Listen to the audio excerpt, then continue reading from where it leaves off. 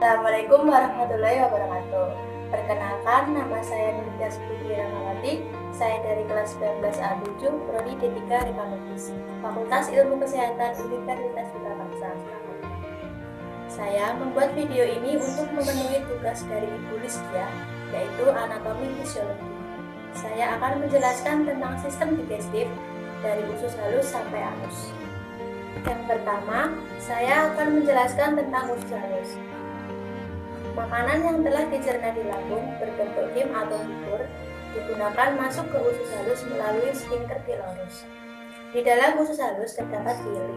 Fungsi pili adalah memperluas bidang penyerapan usus halus sehingga proses absorpsi makanan menjadi lebih maksimal. Di dalam usus halus terdapat 3 bagian, yaitu duodenum, jejunum, dan ileum. Yang pertama adalah duodenum. Duodenum adalah usus 12 jari. Bagian dari usus halus yang terletak setelah lambung dan menghubungkannya ke usus kosong. Merupakan bagian terpendek dari usus halus, dimulai dari bulbul duodenal dan berakhir di ligamentum tracheae. Yang kedua adalah usus kosong. Adalah bagian kedua dari usus halus di antara usus 12 jari dan usus penyerapan.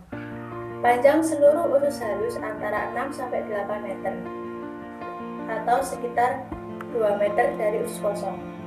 Usus kosong dan usus penyerapan digantungkan dalam tubuh dengan mesenterium, bagian dalam selaput peritoneum. Permukaan dalam berupa membran mukus dan terdapat jonjot usus atau pili. Secara histologis dapat dibedakan dengan usus 12 jari, yakni berkurangnya kelenjar Brunner atau kelenjar submukosa yang berfungsi untuk melindungi usus dari zat asam. Yang ketiga adalah usus penyerapan atau ileum. Bagian terakhir dari usus halus, panjangnya sekitar 2-4 meter dan terletak setelah duodenum dan jejunum dan dilanjutkan oleh usus buntu. Ileum memiliki pH antara 7 dan 8 atau netral atau sedikit basah. Di ileum terdapat banyak fili yang berfungsi untuk menyerap nutrisi seperti gula, asam amino, asam lemak, gliserol, vitamin, mineral, dan makanan yang belum diserap jejunum. Di dalam usus halus terdapat enzim, antara lain enterokinase, yaitu mengubah tripsinogen menjadi tripsin.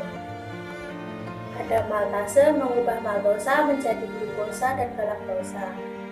Sukrase mengubah sukrosa menjadi glukosa dan fruktosa. Lipase mengubah lemak menjadi asam lemak dan gliserol. Repsin mengubah pepton menjadi asam amino. Disakarida mengubah disakarida menjadi monosakarida. Setelah usus halus, saya akan menjelaskan tentang usus besar atau interstitium crassum. Usus besar adalah bagian usus antara usus buntu dan rektum. Fungsi utamanya adalah menyerap air dari feses. Usus besar terdiri dari kolon ascendens, kolon transversal, kolon descendens, dan kolon sigmoid berhubungan dengan rektum. Bakteri yang terdapat di dalam usus besar berfungsi untuk membantu penyerapan zat-zat gizi, membantu zat-zat penting seperti vitamin K.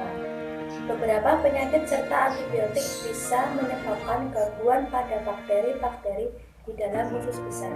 Akibatnya terjadi iritasi yang bisa menyebabkan diare.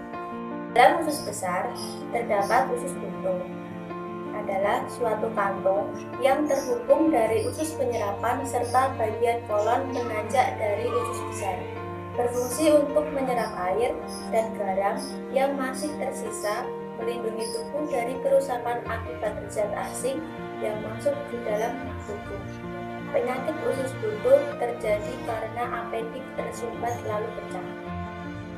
Di dalam usus besar terdapat juga umbai cacing atau appendix vermiformis, adalah organ tambahan pada usus buntu. Umbai cacing terbentuk dari zaidum pada tahap embrio. Umbai cacing berukuran sekitar 10 cm, tetapi bisa bervariasi dari 2-20 cm. Infeksi pada umbai cacing disebut appendicitis atau radang umbai cacing. Appendicitis yang parah dapat menyebabkan appendix pecah dan membentuk nanah di dalam rongga abdomen atau peritonitis. Appendix mempunyai fungsi dalam sistem limfatik.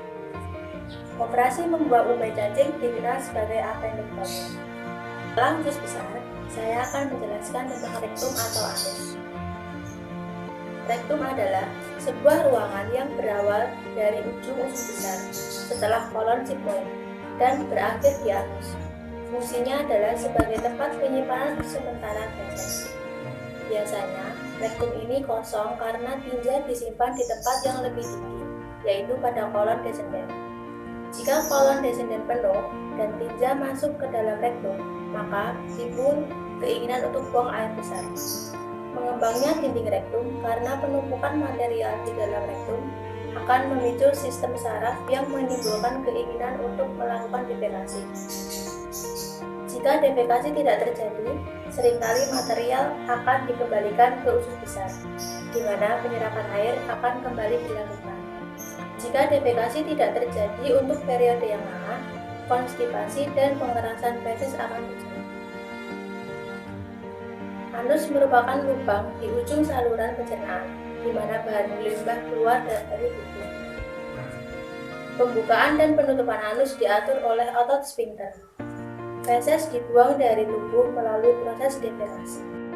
Selain usus halus, usus besar dan anus, hati, pankreas, dan empedu juga termasuk sistem pencernaan.